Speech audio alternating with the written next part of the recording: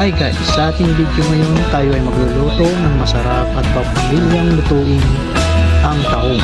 Isang simpleng seafood dish na siguradong mapapasarap sa ating pagkain. Tara, samahan niyo ako sa pagluluto ng tahong. First, maghanda ng mga sangkap tulad ng bawang, sibuyas, kamatis, siling green at luya.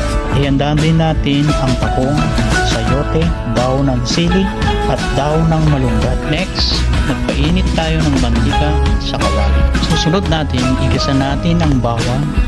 Haluin natin hanggang sa maging golden brown ito.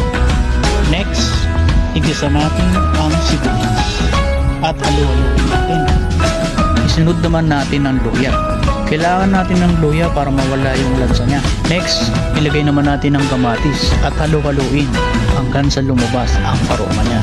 Next, igisa natin ang tahong at hayaan natin kumulo hanggang sa bumuka ang shell nito. At takpan ng ilang minuto. Pag okay na, haluin na natin ito at ilagay na natin ang sayote. Next, pudburan na natin ang palasa na ayon sa inyong mga takpan muna natin hanggang sa kumulo ito. Kapag okay na, ilagay na natin ang dahon ng sili at takpan muli natin. Kapag okay na muli, ilagay na natin ang dahon ng malunggay at muli natin itong takpan. Kapag okay na, haluin na natin ito at lagyan natin ng kaunting patis, dagdag pang palasa. Tapos, saka natin ilagay ang green na sili. Takpan lang natin ito ng mga ilang minuto.